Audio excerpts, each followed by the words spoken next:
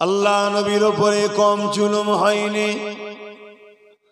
আমার নবী বা যখন নাই সত্যের কথা শোনালেন, আবু জেহেল, উতবা, সাইবা, আবু লাহাবের আগা আমার নবী পাকের উপরে বড় জুলুম করেছে।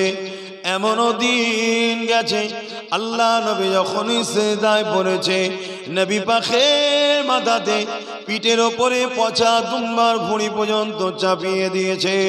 একদিকে পচা দুম্বার ভুঁড়ির দুর্গন্ধ, অপর দিকে দুম্বার ভুঁড়ির ভাড়িতে আল্লাহ নবী সিজদায় পড়ে গিয়ে সুবহানা রাব্বিল আলা, সুবহানা রাব্বিল আলা এই সিজদায় পড়ে থাকতে লেগেছে।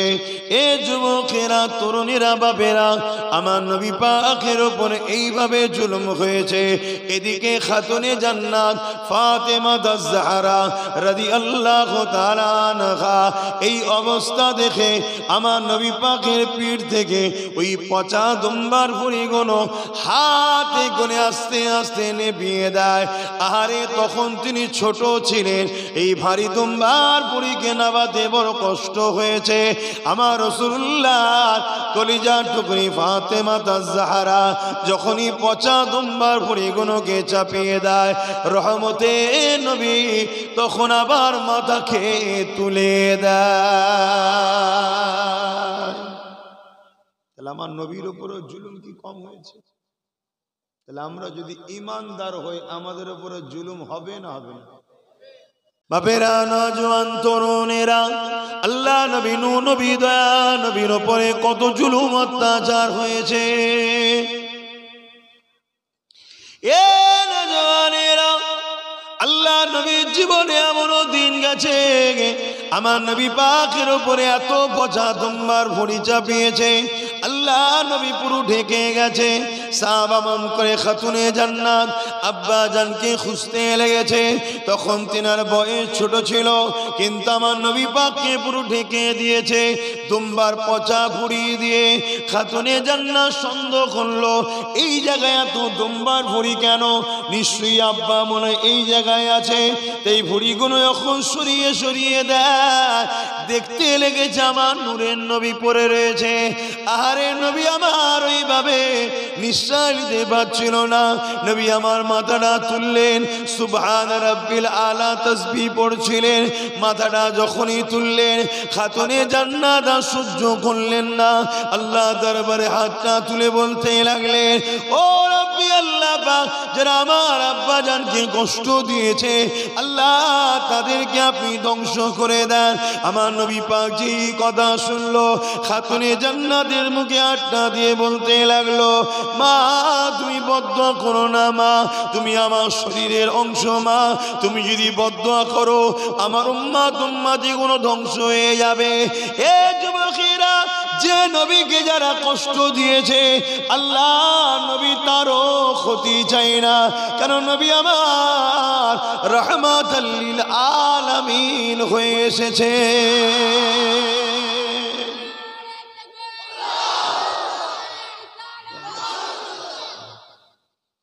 কত কষ্ট আমার নবীর জীবনে গেছে, তাহলে আমাদের পরীক্ষা হবে না হবে না? আল্লাহ নবীর জীবনে এমনও দিন গেছে, নবী আমার পাহাড়ে গিয়ে বন্দী হয়ে গাছে বাঁধা ফলমূল খেয়ে জীবন ধারণের ওসিলা করেছে।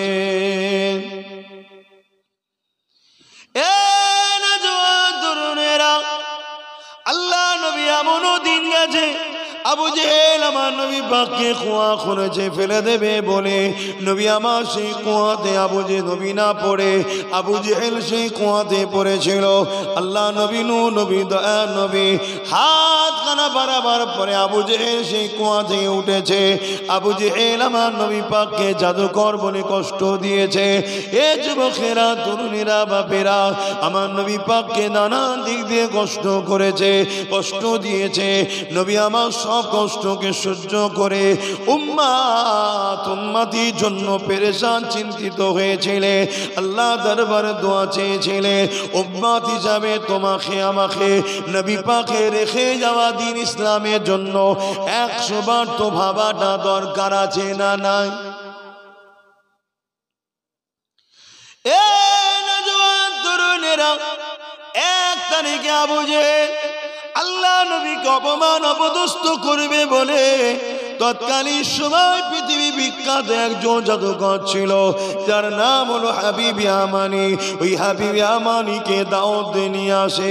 শুনে রাখবেন, জালিমরা সব সময় জাদুকরদের সাহায্য নেয়। ফেরাউনও জাদুকরকে ডেকেছিল, আবু জেহেলও জাদুকরকে ডাকছে। এ নওজোয়ান তরুণেরা, আমার আব্বা জানেরা, আম্মারা, হাবিব ইয়ামানি তার নাম। আবু জেহেল তাকে দাওয়াত দিয়ে নিয়ে এসেছে, তাকে খাওয়া দাওয়া করিয়ে আমার নবী পাকের মোকাবেলায় নিয়ে আসতে লেগেছে। হাবিব ইয়ামানি বলতে লেগেছে, এ আবু জেহেল, মোকাবেলা পরে করব, আমি কিন্তু মুহাম্মদ রাসূলকে প্রশ্ন করব। হাবিব ইয়ামানি চলে এলো আবু জেহেল সাথীদেরকে নিয়ে, লোকজনকে নিয়ে আমার রাসূলুল্লাহ দরবারে এসেছে। আমার নবী পাক ওই দিন একটা পাহাড়ের ধারেতে নবী আমার হাঁটাহাঁটি করতেছিলেন। আবু কুবাইস পাহাড়টার নাম। এমন করে আকাশে পূর্ণিমার চাঁদ উঠেছে, নবী আমার হাঁটাহাঁটি করতে লেগেছে। হাবিব ইয়ামানি এসে আল্লাহ নবীকে জিজ্ঞাসা করতে লেগেছে, হে আব্দুল্লাহর বেটা মুহাম্মদ সাল্লাল্লাহু আলাইহি ওয়াসাল্লাম, শুনেছি নাকি আপনি নবী দাবি করেছেন? আল্লাহ নবী বলতে লাগলেন, লা ইলাহা ইল্লাল্লাহ আনা মুহাম্মাদুর রাসূলুল্লাহ। এই কথাটা শোনার সাথে সাথে হাবিব ইয়ামানি বলতে লাগলো, আপনি যদি সত্যি নবী হন তাহলে আকাশে কিছু মুজিজা করে দেখান। কেন হাবিব ইয়ামানি জানে জাদু জমিনের উপরে হয়, আসমানে জাদু হয় না। জাদু আসমানে হয় না, জমিনে হয়। তাই হাবিব ইয়ামানি আসমানে দেখতে চেয়েছে, কিন্তু মূর্খ আবু জেহেল কিচ্ছু জানে না, ও মূর্খ। হাবিব ইয়ামানি যখন বলেছে আকাশে কিছু দেখান, আল্লাহ নবী আকাশের দিকে মুখ তুলেছে, আর পূর্ণিমার চাঁদ, পুরো গোল চাঁদ। আল্লাহ নবী বলেছে, হাবিব ইয়ামানি, এই চাঁদটা দুটুকরো করে দেবো। জোরে বলুন না সুবহানাল্লাহ। এত বড় কথা বলতে গেলে কত বড় মানুষ হতে হয় জানেন? চাঁদের কথা বলছে, এই চাঁদটা দুটুকরো করে দেবো। হাবিব ইয়ামানির মুখে আর কথা নাই, চাঁদ কি করে দুটুকরো হয়, চাঁদ কি করে দুটুকরো হবে। কিন্তু হাবিব ইয়ামানি জানে না, যার সঙ্গে কথা বলছি চাঁদটাও তার গোলাম। জোরে বলুন সুবহানাল্লাহ। শুধু আমরা নবীর গোলাম নয়, চাঁদও আমার নবীর গোলাম। শুধু আমরা নবীর জন্য ফিদা নয়, চাঁদও আমার নবীর জন্য ফিদা। কে এক মেঘনে হে উন পর কুরবান জামানা হে। শুধু আমরা নবীর জন্য কুরবান নাকি পুরো জামানা? এক মেঘনে হে উন পর কুরবান জামানা হে। এক মেঘনে হে উন পর কুরবান জামানা হে। এক মেঘনে হে উন পর কুরবাन জামানা হে। जो रब दो आलम का महबूब यगाना है। যে দোনো জাহানের রবের বন্ধু যিনি, জোরে বলুন সুবহানাল্লাহ। তিনি কে? আমাদের কি হয়? নবী, আমাদের নেতা, আমাদের সরদার। আমাদের নেতা তো ইনি একা, বাকি কেউ আমাদের নেতা নয়, সব কেতা। প্রয়োজন হলে নেবে, বাকি ফেলে দেবে। নেতা একটাই, মুহাম্মদ আরবি সাল্লাল্লাহু আলাইহি ওয়াসাল্লাম। বাবেরা, নওজোয়ান তরুণেরা, এ নবী পাকের প্রেমিকেরা, আল্লাহ নবী, নূহ নবী, দয়া নবী এমন করে হাবিব ইয়ামানিকে যখন বলতে লাগলো, হে হাবিব ইয়ামানি রে, এই আকাশের চাঁদটাকে দুটুকরো করে দেবো। হাবিব ইয়ামানির মুখে কোনো কথা নেই। আল্লাহ নবী উংলি খানা তুললেন, আগুনের ইশারা যেই করলো, সঙ্গে সঙ্গে চাঁদ খানা দুটুকরো হয়ে যায়। সামান্য হয়নি, এক ফালি পাহাড়ের মাথায় আর এক ফালি পাহাড়ের মাথায় আমার নবী পাকের প্রেমে নিজেকে দুটুকরো চাঁদ করে দিল। আমরাও তো সবাই বলি নবীকে ভালোবাসি, প্রত্যেকের হাতে যদি একটা করে ছুরি তুলে দেওয়া হয়, তোমাকে পুরো হাতও কাটতে হবে না, পুরো গর্দানও কাটতে হবে না, নিজেকে দুচিরও করতে হবে না, সামান্যটুকু আঙুলের কোনাখানা একটা গাঁট নবীর জন্য কেটে দাও, হবে? কত নামাজি, কত দাড়িওয়ালা, কত হাজি, কত পীর সাহেব সব ছুট দেবে। হ্যাঁ, মোহব্বত একে বলে। হযরতে ওয়াইস কারনী যেই শুনলাম আমার নবীর দান্দা শহীদ হয়ে গেছে, আরে আমার হুজুরের দাঁত থাকবে না, আমার হয়, নিজের দাঁতকে পাথরের আঘাত দিয়ে শহীদ করছে। এটা হুজুরের প্রেমে হয়, অন্য কারো জন্য করা হারাম। যে আমার ভালোবাসার দাঁত নেই, আমি ভেঙে ফেলবো, হারাম। কথা শুনছেন? মা বাপের জন্য করাও হারাম, এটা হুজুরের জন্য চলে। শুনছেন তো নাকি?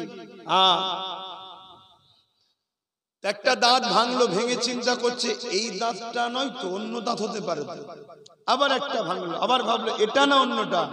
এরকম করতে করতে ওয়াইস কারনী পুরো দু পাটি দাঁতকে নিজে হাতে করে একটা একটা করে হুজুরের প্রেমে শহীদ করেছে। জোরে বলুন সুবহানাল্লাহ।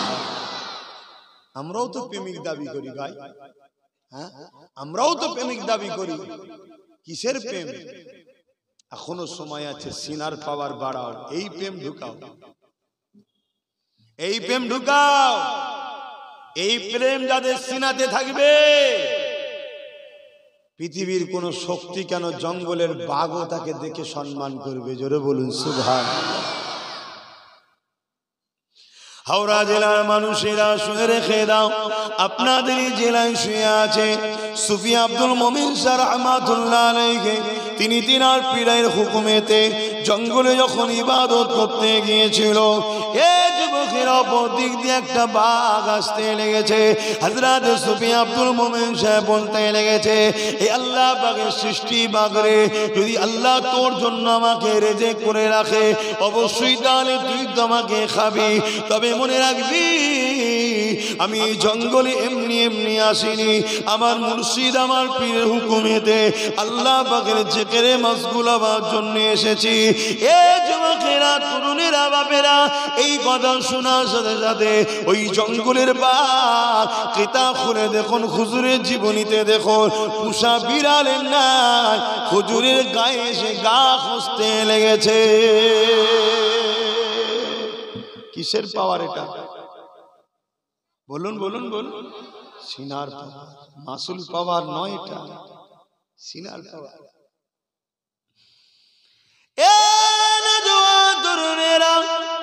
আমার মুজাহিদুজ্জামান দাদা খুলুর পীর কিবলা রাহমাতুল্লাহ আলাইহি সুন্দর বলে জঙ্গলের দিকে দাওয়াতে যেতে লেগেছে।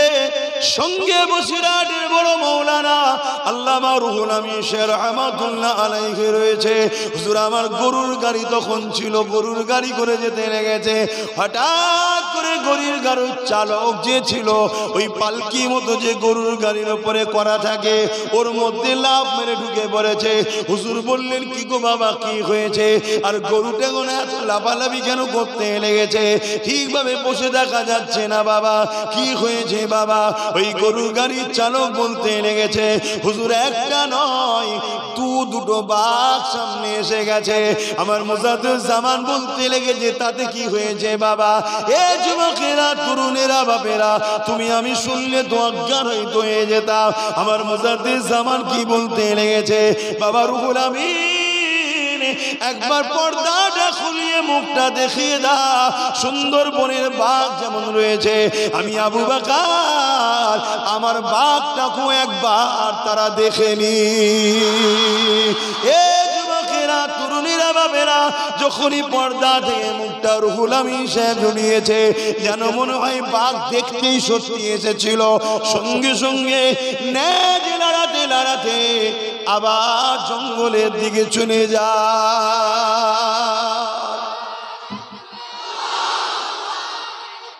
আল্লাহু আকবার। এটা কিসের পাওয়ার? সিনার পাওয়ার তৈরি করো,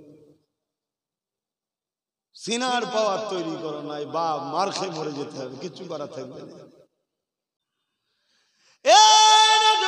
তরুণেরা আসেন, ফিরে যায়, আমার নবী পাককে মহব্বত করেন, আল্লাহ নবীকে পিয়ার করেন। আজ আমরা সহজ ইসলামকে পেয়েছি, ইসলামের গুরুত্ব তোমার আমার কাছে কমে গেছে। হাবিবি আমানি যখন আমার রাসূল পাকের এই চাঁদ দুটুকরো করা দেখলো, সেই দেখার পরে চোখ ছলছল হয়ে গেল, কিন্তু ইমানের কালেমাটা পড়েনি। এদিকে আবু জেহেল বলতে লেগেছে, ও হাবিবি আমানি, দেখো মোহাম্মদ কত বড় জাদুকর, নাউযুবিল্লাহ মিন জালে। হাবিবি আমানি তো জানে জাদু আসমানে চলে না, এই হাবিবি আমানি জানে মোহাম্মদ জাদুকর নয়। এই হাবিবি আমানি আবু জেহেলকে তাড়া দিল, বকলো, চুপ করো, তুমি বোঝো না, খালি খামায় কথা বলো কেন? আমি আমার ভাষাতে আপনাকে বোঝাচ্ছি। এ যুবকেরা, তরুণেরা, হাবিবি আমানি আগিয়ে আসলো, আগিয়ে এসে আমার নবী পাকের কাছে আগিয়ে আর এলো, কলেমা কিন্তু তখনও পড়েনি। হাবিবি আমানি বলতে লেগেছে, হে আব্দুল্লাহর বেটা মুহাম্মদ, আর একটা প্রশ্ন আছে, বলতে পারবে? কি প্রশ্ন বলো? আমার দিলের মধ্যে একটা কষ্ট আছে, আমার দিলের মধ্যে একটা প্রশ্ন আছে, আমার দিলের মধ্যে একটা বুঝা ব্যথা আছে। কি কষ্ট প্রশ্ন সেটা বলতে পারবে? আল্লাহ নবী বলতে লাগলো, এ হাবিবি আমানি, আল্লাহ তোমাকে 8 বছরের বয়সের একটা কন্যা তোমার ঘরে আছে, ওই কন্যাটা জন্মগত প্যারালাইসিস। এ হাবিবি আমানি রে, তোমার মনে বড় ব্যথা যন্ত্রণা, কবে তোমার মেয়েটা সুস্থ হবে? এই 8টা বছর ধরে এই বাচ্চাকে নিয়ে তুমি বড় পেরেশানে আছো। হাবিবি আমানি যখনই এই কথা শুনলো, তার চোখের পানি ধরে রাখতে পারলো না, কিন্তু তখনও ইমানের কলেমা পড়েনি। কত কষ্ট করে ইসলাম এসেছে দেখো। কিসের দুনিয়ার রং তামাশায় নাচছো? মনে রাখবে, মোহাম্মদ রসুলের গোলাম ছাড়া সবকিছু পুরাতন হয়, মোহাম্মদ রসুলের গোলাম কখনো পুরাতন হয় না। জোরে বলুন সুবহানাল্লাহ। আপনি যেদিকেই যাবেন, আপনি যেদিকেই যাবেন, সব সেকেন্ড হ্যান্ড হয়ে যায়। খেলোয়াড় বুড়ো হয়ে গেছে, দল থেকে বাদ, তার দাম নেই আর। শুনছেন না শোনেন না? কেউ তাকে ইরাদাও করেনি, ভুলেও গেছে। নায়ক নায়িকা বুড়ো হয়ে গেছে, ফিল্ম আর চলছে না, এ ভুল বলছি? নাচনে ওলি বয়স্ক হয়ে গেলে আর কেউ দেখতো, সব জায়গাতে রিজেক্ট হয়। কিন্তু মুহাম্মদ রসুলের গোলাম যত পুরাতন হয়, তত দাম বাড়তে থাকে। জোরে বলুন সুবহানাল্লাহ। 850 বছর আগে মুহাম্মদ রসুলের একটা গোলাম দুনিয়া থেকে চলে গেছে, যার নাম মঈনুদ্দিন আজমিরি। আজকের দিন এই বছরও হিন্দুস্তানের বাদশাহ গরিবে নওয়াজের দরবারে আমার দেশের প্রাইম মিনিস্টার মোদি এই বছরও চাদর দিতে বাধ্য হয়েছে। জোরে বলুন সুবহানাল্লাহ।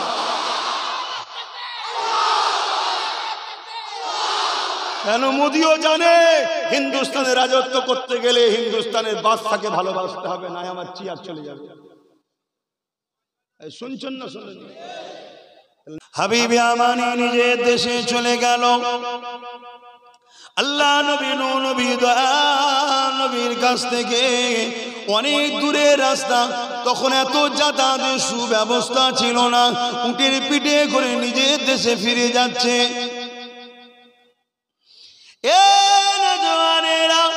হাবিব আমানি ঘরে যাওয়ার পরে নিজে ঘরে দরজা যখন আঘাতটা দেয়, ওই দরজা খানা যখন খুলে দেয়, হাবিব আমানি চোখটা বড় বড় হয়ে গেছে। কি দেখতে লেগেছে হাবিব আমানি?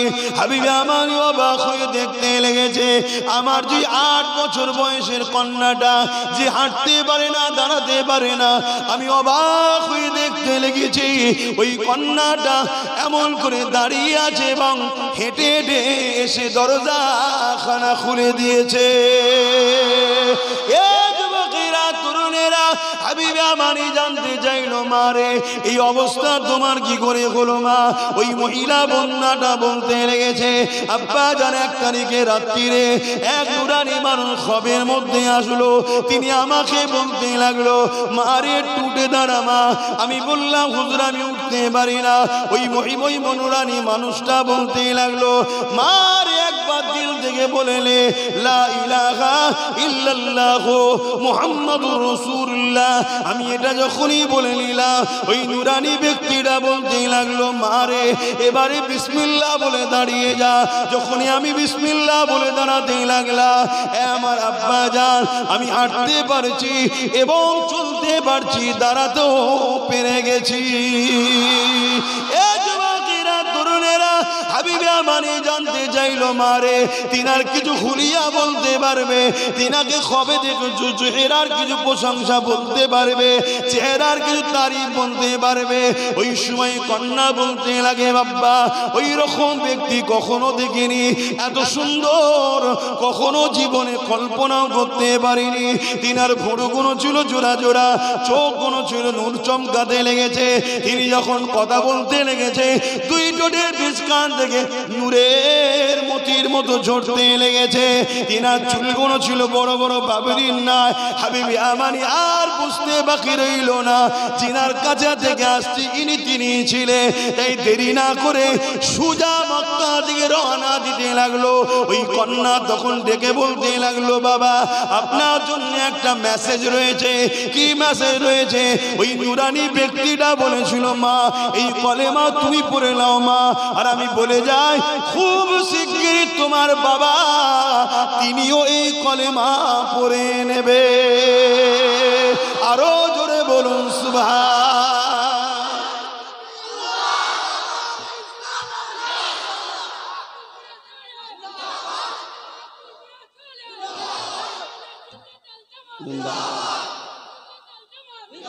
আমার ভাইরা তোমাদের দিলে এখনো ঈমান আছে, তোমরা নামাজটা পড়ো, আল্লাহ তোমাদের উপরে খুব খুশি হবে। আল্লাহ পাক পাঠিয়ে দিল হযরত জিবরাইল আলাইহিস সালামকে। এ যুবকেরা হযরত জিবরাইল আলাইহিস সালামকে আল্লাহ পাঠিয়ে দিলেন। ও হযরত জিবরাইল দুনিয়া জমিনে চলে যান, বুরাককে সাথে করে নিয়ে আসেন, আমার হাবিবকে আজকে ডেকে নিয়ে আসেন। আমি আল্লাহ আমার হাবিবকে দিদার দেব, আমার হাবিবকে আমি দাওয়াতটা দিলাম। ও হযরত জিবরাইল যান নিয়ে আসেন। এ যুবকেরা তরুণেরা আল্লাহ নবী ওই দিন নিজে হুজুরার মোবারকে শুইনে উম্মে হানি হুজুরের ঘরে শুয়েছিলেন। কেন শুয়েছিলেন? আমার নবী পাকের ঘরেতে বিনা হুকুমে ঢোকাটা হলো নিষেধ, আমার নবী পাককে বাইরে থেকে ডাকাটা হলো বিয়াদবি নিষেধ। এ যুবকেরা তরুণেরা হযরত জিবরাইল আলাইহিস সালাম চলে আসলে, আল্লাহ নবী ঘুমিয়ে রয়েছে, রাতের মধ্যভাগে চলে আসলে জিবরাইল আলাইহিস সালাম আমার নবী পাক ঘুমিয়ে রয়েছে বলে ডেকে তুলতে তো পারতেন, কিন্তু জিবরাইল জানে কে ঘুমাচ্ছে, ইনাকে তুলারও একটা আদব রয়েছে। আদবের বিখিলাফ যদি তুলে ফেলি আমি জিবরাইলও ধ্বংস বরবাদ হয়ে যাব। এই জন্য জিবরাইল আলাইহিস সালাম জমিন থেকে আল্লাহকে বললে ও রব্বি আল্লাহ পাক আপনার বন্ধু ঘুমাচ্ছে, আপনার মাহবুব ঘুমাচ্ছে, আপনার হাবিব ঘুমাচ্ছে, আমি জিবরাইল কেমন করে তুলবো? হযরত জিবরাইল আলাইহিস সালামকে আমার আল্লাহ পাক জানিয়ে দিলে ও হযরত জিবরাইল আমার হাবিবের কদমের গোড়ায় বসে যাও, তুমি তোমার ঠোঁট দিয়ে আমার হাবিবের কদমের নিচে চুমা দিতে থাকো। আরো জোরে বলুন সুবহান। ভাবতে পারছেন জিবরাইল আলাইহিস সালাম সমস্ত ফেরেশতাদের সর্দার তিনি, তিনাকে আল্লাহ বলছে হাবিবের কদমের গোড়ায় বসে হাবিবের কদমে চুমা দাও। কি শান আমার নবীর, ভাবতে পারছেন?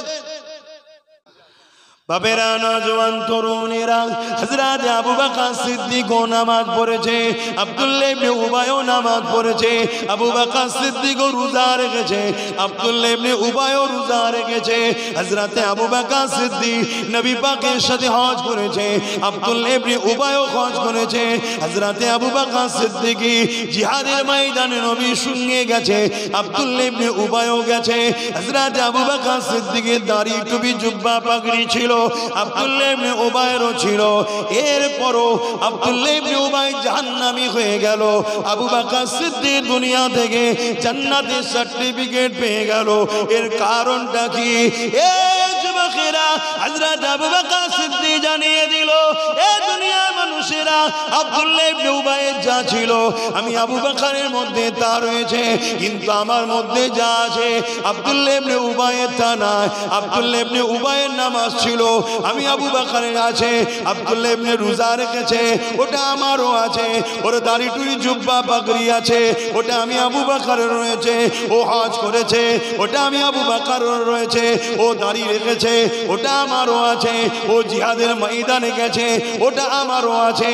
ওর যা আছে আমারও তা আছে, কিন্তু আমার যা আছে ওর তা নাই। কি রয়েছে আপনার, ওর নাই। আবু বকর সিদ্দিক বলেছিল, আমার সিনাতে আল্লাহ ও নবীর প্রেম, আদো, ভালোবাসা আছে, যেটা ওর মধ্যে নাই। এই না থাকার দরুন সব থাকার পরও জাহান্নামী, আর সিনার পাওয়ার থাকার জন্যে আল্লাহ জান্নাতি বানিয়েছে। আরো জোরে বলুন সুবহান।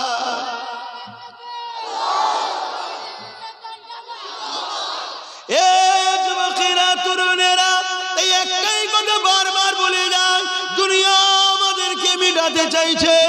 শুনেছিলাম আমেরিকা নবীর বিরুদ্ধে এমন করে ফ্রান্স কার্টুন তৈরি করেছে, কিন্তু আজকে আমার মাতৃভূমিতেও একদল জালিমরা কখনো মসজিদ, কখনো মাদ্রাসা, কখনো মানুষকে পিটিয়ে পিটিয়ে মেরে ফেলছে। আজ আমরা শুনলাম গরিবে নওয়াজের দরবারকে উঠাতে লেগেছে, তারা বলতে লেগেছে গরিবে নওয়াজের দরবারকে তুলে দেবো। তাই একটু জানিয়ে দিয়ে যায়, চিন্তার কোনো কারণ নাই, চিন্তার কোনো কারণ নাই, ঘাবড়ে যাবার কোনো কারণ নাই। কেননা এতদিন যার তার সঙ্গে লড়াই হয়েছে, এবারে যার সঙ্গে পাল্লা পড়েছে এটা অন্য কেউ নয়, শেরে খোদা মৌলা আলীর বেটা সঙ্গে লড়াই হবে। এ যুবকেরা, তরুণেরা, গরিবে নওয়াজের অনেক কারামতি শুনেছি, অনেক কারামতি পড়েছি, কিন্তু নজরে কখনো দেখিনি। আল্লাহ চাইলে ইনশাআল্লাহ খুব তাড়াতাড়ি কারামতি দেখা হবে। তবে একটা কারামতি তো এটা, তাদের দলের লোকেরা কেস করছে, আর তাদেরই গুরু বস চাদর দিয়ে পাঠাচ্ছে, বাবা বাঁচা। কথা বুঝছেন না, বোঝেন না? ওরা এখন ভেতরে ভেতরে কিছু খপ খপ দেখেছি, কেন তাও বা কি জানে। বুঝতে পারছেন তো নাকি? হ্যাঁ, কোনো টেনশনের কারণ নেই। আর দিন পরে ঠিক জায়গায় হাত পড়েছে। ঠিক জায়গায় হাত না পড়লে আমরা বড় টেনশনে ছিলাম, আমাদেরকে মেরে দিচ্ছিল, আমরা কিছু করতে পারছিলাম না। এবারে শেরে খোদা আলীর বেটার সঙ্গে হয়েছে। আহ, এত সহজ? হ্যাঁ, এ দুনিয়ার মানুষেরা, 850 বছর আগে আমার গরিবে নওয়াজ রাজার উটকে বসিয়ে দিয়েছিল। তৎকালীন রাজারা গরিবে নওয়াজের বসানো উটকে তুলতে পারেনি। আজকে চুনোপুটি ছুঁচোগুলো বলছে মাজা তুলে দেবো। সময় থাকতে থাকতে ক্ষমা চেলে নাই, খোদার মার যখন পড়বে আওয়াজ হবে না, সব ফাঁকা হয়ে যাবে। চীনে নাকি আবার উঠেছে একটা কি, আমি আর বেশি বলবো নি, কেন এর আগেবারে বলাতে লেগে গেছিল। বুঝতে পারছেন? আমি আর বেশি বলবো না, এইটুকু শুধু ইশারা দিলাম। আল্লাহ ভালো জানে, যা মুখ দিয়ে বলি হয়ে যাচ্ছে। 4-5 বছর আগে যা বলেছিলাম আজকে ঘটছে না ঘটেনি, ওই জন্য বেশি কিছু বলবো না, চেপে রাখি, কোথা কি হয়ে যাবে। কিন্তু উঠেছে একটা নতুন করে, শুনলাম তেল কাটাতে। বুঝতে পারছেন তো নাকি? হ্যাঁ, কেন শয়তান বেশি লাভালাভি করলে আল্লাহর পক্ষ থেকে মার আসে। হযরতে গরিবে নওয়াজ হিন্দুস্তানে এলেন। আনা সাগরের পাশে বিশাল এক ময়দান দেখে হুজুর বললেন, বাবা এখানে দাঁড়াও, সাগরের পানিটাও বেশ সুন্দর, উজু করো বাবা, আজান দাও, নামাজ পড়ি। আজান হলো, নামাজ হলো, আর হুজুরের মুরিদদের নিয়ে বসে আছেন গরিবে নওয়াজ। এমন সময় রাজার উট যারা চড়ায় তারা উটকে চড়িয়ে নিয়ে এসে হাজির হয়েছে। গরিবে নওয়াজকে দেখে বলছে, হে মুসাফির, এখান থেকে ওঠো, এখানে রাজার উট বসে। গরিবে নওয়াজ বললেন, এত বিশাল ময়দান আছে, অন্য জায়গায় বসাও না, এখানে কেন? বলল, না এখানেই বসবে। গরিবে নওয়াজ বললেন, বাবা কুতুবউদ্দিন বখতিয়ার কাকি, চলো বাবা, মনে হয় এখানেই ওরা বসতে চাইছে, তো রাজার উট যখন এখানে বসে, বসেই থাকুক, চলো। চলে গেছেন। পরের দিন সকাল হয়েছে, প্রতিদিনের ন্যায় উট চারণকারী এসে হাজির। উটকে তুলতে চাইছে, আর উট উঠছে না, অনেক চেষ্টা মারধর। রাজার কাছে খবর গেল, রাজা মশাই, একজন দরবেশ মানুষকে বলেছিলাম, সে বলেছিল উট বসে আছে, বসেই থাক। রাজা মশাই ঘরে ছুটেছে। কেন রে বাবা, ছুটলি কেন? রাজা মশাই ঘরে ছুটে গিয়ে একটা কাগজ বার করেছে। কাগজটা তার মা লিখে দিয়ে গেছিল একটা কথা। কি কথা লিখেছিল? রাজা খুলে দেখছে, এ বাবা, তোর রাজত্ব চলাকালীন একটা মুসলিম দরবেশ আসবে, সে তোর রাজত্ব নেবে না, সে একত্ববাদ, এক মালিকের প্রচার আসবে, গরিবদের ঘরে অধিকার দিতে আসবে, বিধবার মর্যাদা দিতে আসবে, এতিমকে অধিকার দিতে আসবে, উঁচু জাত নিচু জাত বলে কিছু থাকবে না, মানুষের ভেদাভেদ দূর করতে আসবে। তার পিছনে লাগবি না বাবা, যদি লাগিস তোর রাজত্ব চলে যাবে। কে বলেছিল? মা লিখে দিয়েছিল। রাজা পড়ছে, পড়তে পড়তে ভাবছে, ধর, মা যখন লিখেছে 90 বছর বয়স, মাথা মাথা ঠিক আছে, আমার হাতে মিলিটারি আছে, ফোর্স আছে, অস্ত্র আছে, সৈন্য আছে, এই একটা দরবেশকে থেকে ভয় খেতে হবে, এটা উড়িয়ে দেবো এক্ষুনি, কামানের সামনে বসাবো, উড়িয়ে দেবো। অহংকার। কি অহংকার? ক্ষমতার জোরে যারা অহংকার হয় তাদের পতন অনিবার্য। কিন্তু গরিবে নওয়াজের কাছে চিঠি করলো রাজা, যে বাবাকে যে বলো অবালা পশুগুলোকে কেন কষ্ট দিচ্ছে। গরিবে নওয়াজ বলল, আমরা মুসলমান, আমরা কখনো কাউকে কষ্ট দিই না। যে বলকে যাও পশুগুলোকে, যার হুকুমে বসেছো তার হুকুমে উঠে যাও। সঙ্গে সঙ্গে পশুগুলো আবার উঠে গেল। জোরে বলুন সুবহান। কিন্তু গরিবে নওয়াজ ওই আনা সাগরের ওখানে থাকে, উজু করে, নামাজ পড়ে।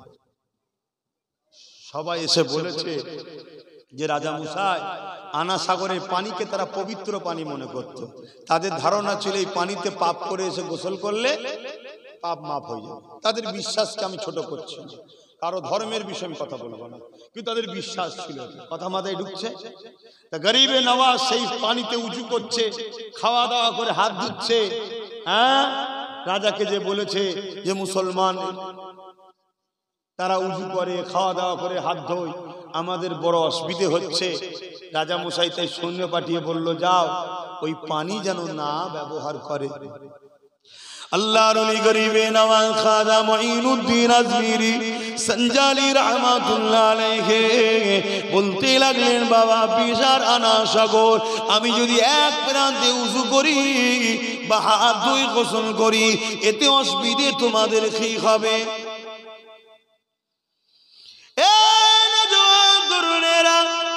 কিন্তু সৈন্যরা বড় জোর করলো, না রাজার হুকুম আপনি পানি নিতে পারবেন না।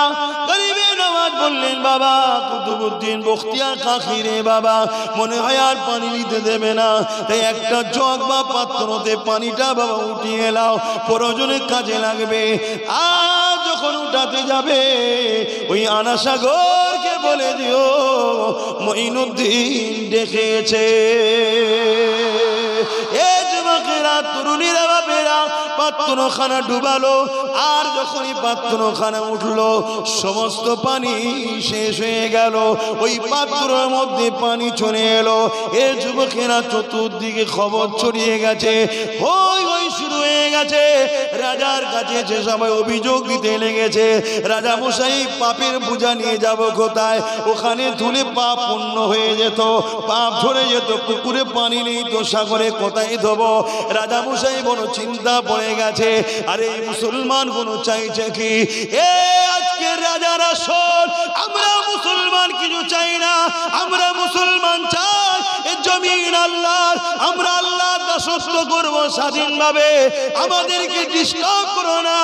আর আমরা ইজ্জতের রুটি খাবো, কারো ভিক্ষা আমরা চাই না, কারণ রিজিকের মালিক আল্লাহ, অন্য কেউ নয়। তাই গরিবে নওয়াজের কাছে যখন সৈন্য সামান দর পাঠিয়ে দিল, রাজা নিজেও চলে গেল, না খিসরানি দিতে লাগলো। বাবা মঈনুদ্দিন, এ বাবা দরবে মুসাইর, এমন করে মানুষগুলো বড় পেরেশানে পড়ে গেছে, আপনি পানিখানা ফিরিয়ে দিন, আপনি কি চান বলুন। আমার গরিবে নওয়াজ বলেছিলেন, আমি একটাই জিনিস চাই, মানুষকে সত্যের মেসেজ দেবো, এই মেসেজে তোমরা আমাকে ডিস্টার্ব করবে না। আমি তোমার রাজত্ব নিতে আসি, আমি দেশের প্রধান হব, এ স্বপ্ন নাই। আজকে আমিও বলছি হুকুমাত ঘরে আমি নেতা হব, পিএম সিএম হব, এ স্বপ্ন আমাদের নাই। আমাদের স্বপ্ন আমরা আমার আল্লাহ রসুল খেলি হাসি খুশিতে থাকতে চাই, আর আল্লাহ দিয়া রিজিক নিয়ে স্বাধীনভাবে বাঁচতে চাই, তাই তো নাকি? আমাদেরকে টোকো না, আর যদি টোকো ছাড়বো না। সোজাসুজি কথা, তুমি তোমার নিয়ে থাকো, আমার দেখার দরকার নেই। তুমি খুঁটিকে ধরে টানাটানি করবে না আলোকে ধরে টানাটানি করবে? কাকে খোদা বলবে? তোমার বিশ্বাস তোমার কাছে, আমাকে ঘেটিও না, আমাকে আমার নিয়ে থাকতে দাও, ঠিক না বে ঠিক গো?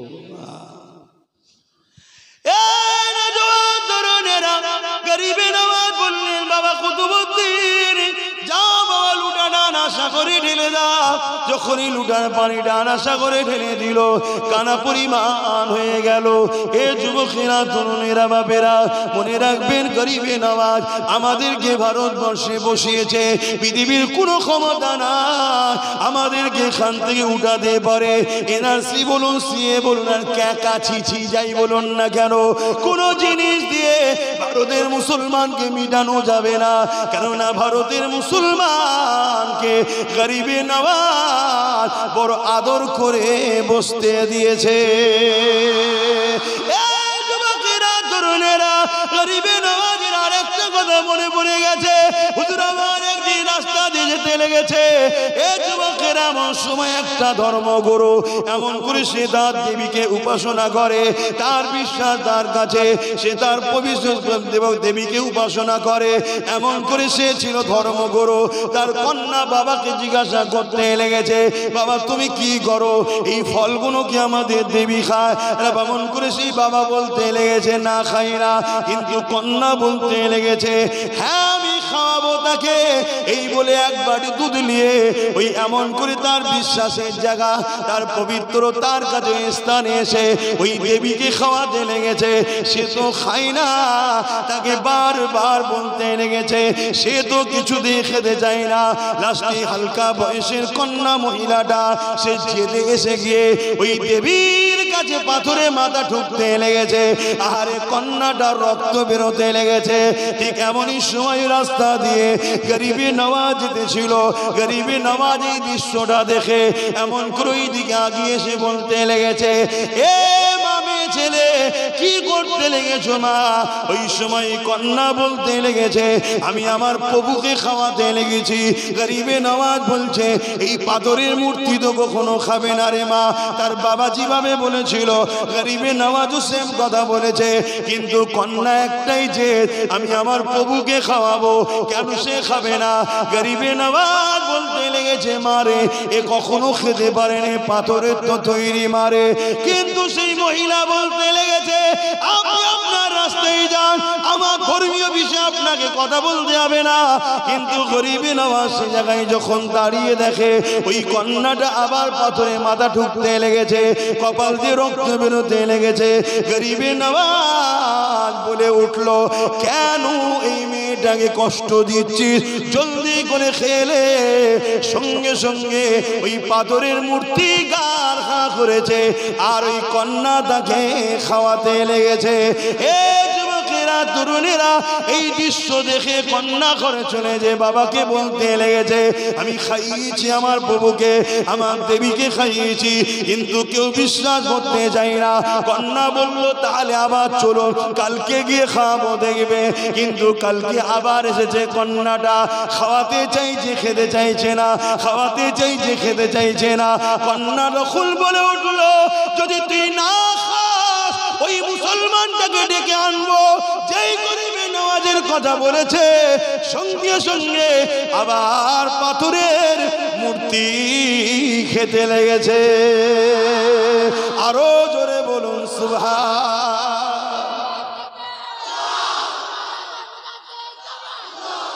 ভাইরা আমার, তখন এই যে ওই মুসলমান মূর্তিকে দেখে নিয়ে আসবো, তখন এই কন্যাকে তার বাবার জিজ্ঞেস করছে গ্রাম বা কার কথা বলছো, সব ঘটনা খুলে বলেছে এই ব্যাপার। একজন যাচ্ছিল, তো চলো তার খোঁজে বেরোয়। আমার গরিবের নওয়াজ একটা গাছতলায় বসে আল্লাহর ইবাদতে ছিলেন, সেখানে সবাই যে হাজির হলেন, সবাইকে গরিবের নওয়াজের হাতে হাত দিয়ে ইমানের কলেমা পড়ে এক আল্লাহর উপাসনা শুরু করলো। জোরে বলুন সুবহান। সেই গরিবের নওয়াজকে তুলে দেবে।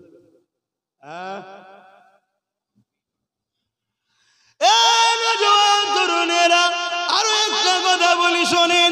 হুজুর আমার একদিন এক রাস্তা দিয়ে যায়, আর রাস্তা শেষ হওয়ার পরে গভীর জঙ্গল পড়েছে। হুজুর আমার জঙ্গলের রাস্তা ধরে যেতে লেগেছে। কিছু দূর যাওয়ার পরে দেখতে লেগেছে এমন করে একদল মানুষ আগুনের উপাসনা করতে লেগেছে। গরিবে নওয়াজ তাদেরকে জিজ্ঞাসা করে, বাবা তোমরা এখানে কি করছো? তারা বলতে লেগেছে আগুন দেবতার উপাসনা করতে লেগেছি, যাতে করে আগুন আমাদেরকে পুড়িয়ে না দেয়। গরিবে নওয়াজ বলতে লাগলো কতদিন উপাসনা করছো? তারা বলতে লেগেছে 40 বছর ধরে উপাসনা করতে লেগেছি। গরিবে নওয়াজ বলতে লেগেছে তাহলে আগুনের যখন উপাসনা 40 বছর করছো, তাহলে তোমাদের আর নিশ্চয়ই পুড়াবে না, তাহলে হাতটা দিয়ে একজনকেও দেখাও। তারা বলতে লেগেছে না, পুড়ে যাবে, আগুনের কাজ তো পুড়িয়ে দেওয়া। গরিবে নওয়াজ বলে উঠেছে না রে, আগুনের ক্ষমতা নেই পুড়াতে পারে। হ্যাঁ আমিও বলে যাচ্ছি আগুনের ক্ষমতা নেই পুড়াতে পারে, সব ক্ষমতার মালিক হলো একজন আল্লাহ। আল্লাহ হুসাইয়ুন কাদির, সব কিছুর ক্ষমতা আল্লাহ। নাই আমাদের আব্বা জান ইব্রাহিম আলাইহিস সালামকে যখন নমরুদ আগুনে ফেলে দিয়েছিল, ওই সময় জিবরাইল এসে বলতে লেগেছিল ও হযরত ইব্রাহিম আপনাকে আগুনে ফেলা হচ্ছে, আপনি জানেন? ইব্রাহিম নবী বলেছিল হ্যাঁ জানি। ওই সময় জিবরাইল বলেছিল কিছু হেল্প লাগবে নাকি? ইব্রাহিম নবী বলেছিল না না না লাগবে না, আমাকে যখন আগুনে ফেলা হচ্ছে আমার আল্লাহ দেখতে পাচ্ছে, যদি আমাকে আগুন থেকে আল্লাহ বাঁচায় আমি বাঁচবো। আর আল্লাহ যদি ইব্রাহিমের প্রেমের পরীক্ষা লিবার জন্য আগুনে পুড়িয়ে ছাই করে দেয়, আবার যদি বাঁচায়, আমি ইব্রাহিম 100 বার নয় 1000 বার যদি বাঁচি, আল্লাহর প্রেমে 1000 বার পুড়ে ছাই হতে রাজি আছি। এ নওজওয়ানেরা, আমরা আল্লাহর জন্য কি করলাম, আমরা নবীর জন্য কি করলাম? একবার বালিশে মাথা দিয়ে চিন্তাটা করো যে জীবনটা কিভাবে বানালাম, জীবনটা কোন রাস্তায় কাটালাম। গানে কাটিয়ে দিলাম, যাত্রায় কাটিয়ে দিলাম, ফাংশনে কাটিয়ে দিলাম, খেলা মেলা নিয়ে কাটিয়ে দিলাম। আজকে বাড়ি বাড়ি বন্ধন লোন ঢুকে গেল, বাড়ি বাড়ি সুদ ঢুকে গেল। এ যুবকেরা, তরুণেরা, কাল তোমাকে কতল করবে যারা, কাল তোমাদেরকে মূলোর মতো পেঁয়াজের মতো যারা কাটতে চায়, তারাই কিন্তু তোমাদের বাড়িতে সুদ ঢুকিয়েছে, তারাই তোমাদেরকে গান যাত্রা মেলা দিয়েছে। কেন দিয়েছে? এখনো ধরলে তোমাদের ওপরে আল্লাহ নারাজ হয়ে যাবে, নবী নারাজ হয়ে যাবে, ইমানের পাওয়ার সিনার শক্তি কমে যাবে। এই তোমাদেরকে কতল করতে তাদের সুবিধা হবে, লোভে পাপ, পাপে মৃত্যু হয়ে যাবে। এই মনে রাখো, আল্লাহর উপরে ভরসা রাখো। সংসারে অভাব হয়েছে, তাহাজ্জুদ পড়ো, ফজরের নামাজ পড়ে আল্লাহর কাছে কাঁদো, আমার আল্লাহ আমার সংসার বড় অভাব, আমার রুজিতে বরকত দেন। আল্লাহ তামাম পৃথিবীর পালন কর্তা রিজিক দাতা তোমাকে গায়েবী সাহায্য করবে, তোমার রুজিতে বরকত এসে যাবে, তোমার অভাব দূর হয়ে যাবে। হারামের দিকে যেও না, আল্লাহ পরীক্ষা তোমাকে নিতে লেগেছে। যদি আমার আল্লাহ তোমাকে দুবেলা না খেয়ে পরীক্ষা নেয় আল্লাহর খুশির জন্য, কেন তুমি শুকিয়ে থাকতে পারবে না? অথচ খাতুনে জান্নাত ফাতেমা জাহরা রাদিয়াল্লাহু তাআলা আনহা এমনও দিন গেছে 1 সপ্তাহ পর্যন্ত খেতে পায় না। হযরতে মাওলা আলী রাদিয়াল্লাহু তাআলা আমার নবী পাকের দরবারে গেছে, হুজুরের দরবারে যদি কিছু পাওয়া যায় ওটাকে নিয়ে আসবে। এমন সময় ঘরে আসছে খালি হাতে। হযরতে আলী বাইরে থেকে সালাম দিল, ফাতেমা জাহরা বাইরে থেকে ভেতর থেকে জবাব দিল। জবাব দিয়ে জানলা খুলে দেখছে আমার স্বামীর মিজাজটা কেমন আছে, হাতে কিছু আছে নাকি দেখছে, দেখছে খালি হাতে মনটা খারাপ, ঘরের ভেতরতে খাতুনে জান্নাত বলতে লেগেছে। আমার প্রাণের স্বামী মন খারাপ কেন? ওই সময় মাওলা আলী বলেছিল, আপনার আব্বা থেকে কিছুই দিয়ে পেতাম নিয়ে আসতাম, কিছুই পেলাম না। আরে আপনার এক সপ্তাহ খাওয়া হলো না, হাসান হোসাইনের হলো না, আমি আলীর নাই নায়ক গে যা। কিন্তু ফাতেমা রে, দোনো জানের সুলতানের বেটি তুমি, আর তোমাকে তোমার আব্বা আমার কোলে দিয়াতে দিয়েছে, তোমাকে আমি কোনোদিন ভালো মন্দ খাওয়াতে পারলাম না, ভালো মন্দ কোনো জিনিস দিতে পারলাম না। এ ফাতেমা, আজকে মনটা বড় খারাপ হয়ে গেছে। হযরতে খাতুনে জান্নাত কি বলেছে, এ আমার আব্বারা, কন্যাগুলোকে এইভাবে শিখাবেন, কন্যাগুলোকে এইভাবে মানুষ তৈরি করো, কন্যাগুলোকে এইভাবে আদর্শবান তৈরি করো।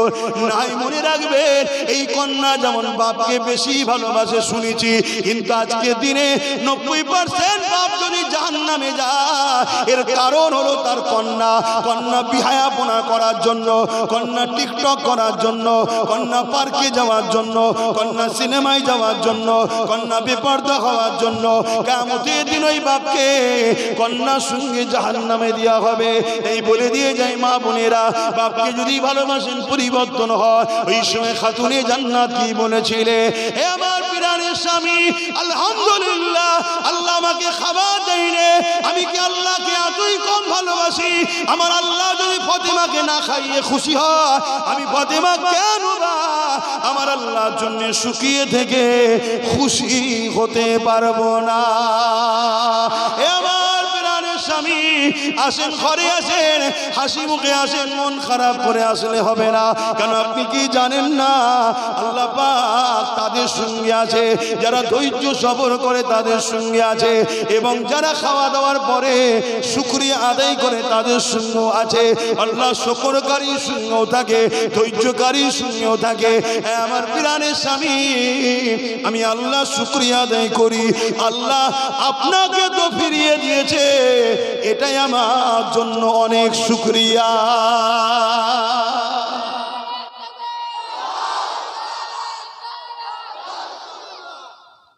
আমার নবী পাকের মেরাজের মাস, আল্লাহ আমার নবীর উম্মত হিসাবে আমাদের জীবনের গুনাহ আল্লাহ মাফ করে দেন, বুন আল্লাহুম্মা আমিন।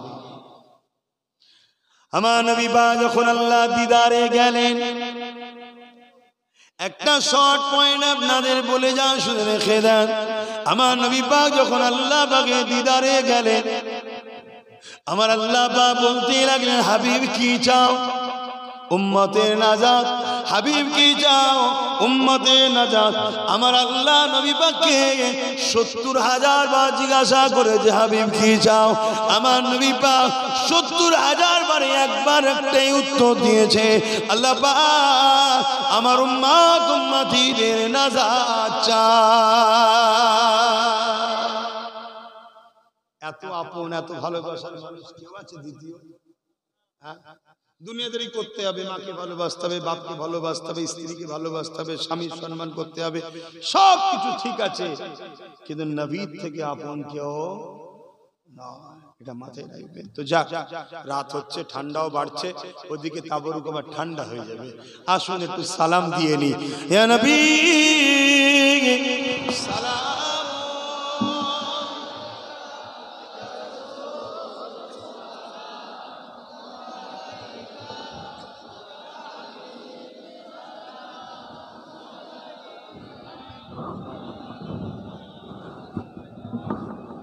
या नबी सलाम,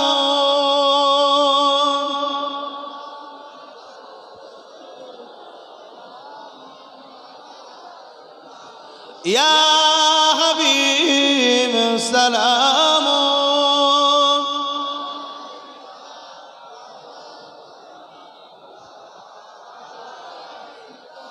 या नबी नामो ओ प्यारा, या रसूल नामो प्यारा, अर्श पर हक ने पुकारा, पैगंबर हमारा या नबी सलाम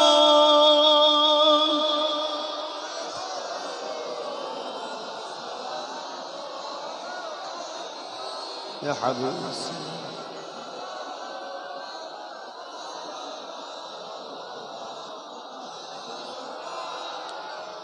कठिन হাসরের দিনে কি আছে মোদের কপালে গুনাহগার উম্মাহ আতো আপনা লইবেন সঙ্গে এ মাহশরে নবী সালাম ইয়া রাসূল ইয়া হাবিব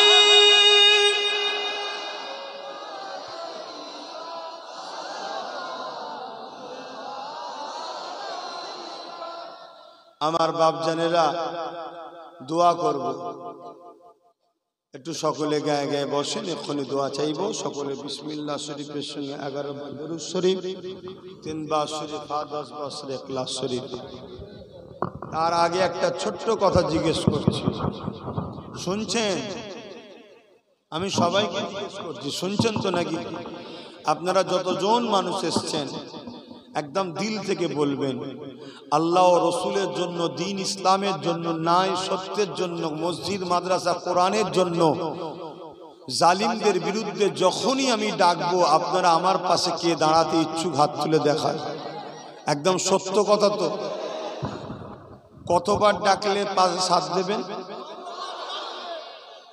যদি আগামী কাল ডাকি পাওয়া যাবে ঠিক আছে খুব শিগগিরই খবর পাবেন তবে 21 জানুয়ারি আমার ভাই একটা কলকাতায় ডেকেছে খবর পেয়েছেন তো ওখানেও অকাবের ব্যাপার আছে অকাবের ব্যাপার যখন আছে আমাদের একটু খেয়াল রাখা দরকার ঠিক না বেটি কিন্তু আমি ওটা ও করে লিখ আগে তারপর আপনাদেরকে ঘোষণা দেবো আপনাদের এলাকাতে একটা জনসভা করব আমি কিন্তু আমার ব্যানার ফুরফুরা শরীফ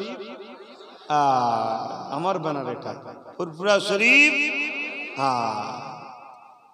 এটা মাথায় রাখবেন আমি ডাকবো আপনারা খবর পেলে একটু পাশে দাঁড়াবেন সব জায়গায় করে লিবার পর আমিও ডাকবো একবার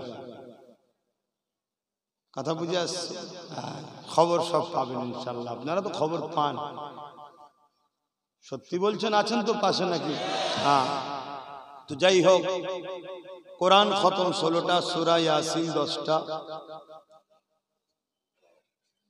আব্বাজান আম্মাজান এবং বড় ভাইয়ের পরিবার ওই যে বড় ভাই বসে আছে ভালো আছেন তো ওনার পরিবার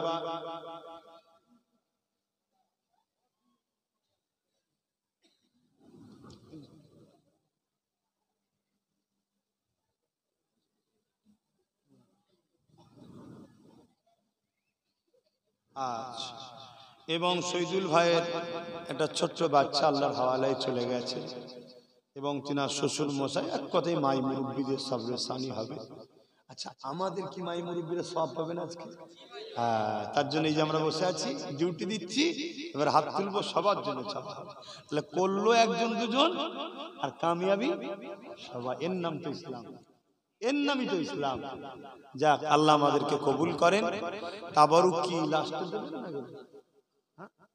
দোয়াবাদ যাক ঠিক আছে দোয়াবাদ তাবারুক দেওয়া হবে আমার কথাতে ভাষাতে ব্যবহারে কেউ কষ্ট পেলেন তাহলে সব শক্তির মোকাবেলা করতে গেলে আমাদের কি শক্তি লাগবে নবীর প্রেম ও আদব আল্লাহর ভয় মনে থাকবে নবীর প্রেম ও আদব আল্লাহর ভয় যে মুফতি মৌলানা ইমাম হাফেজ পীর পীরজাদা নবীর পক্ষে নয় তার থেকে দূরে জোরে বলুন থাকতে হবে আর যারা নবীর পক্ষে আমাদেরকে ডাকে তাদের সঙ্গে জুড়ে জুড়ে থাকতে হবে মসজিদে কটা জুম্মায় এক মাস 4টে জুম্মা 4 জুম্মা 3 জুম্মা উচিত মুসল্লিকে নবীর কথা শোনানো, 1 জুম্মা অন্য বিষয়ে আলোচনা হবে।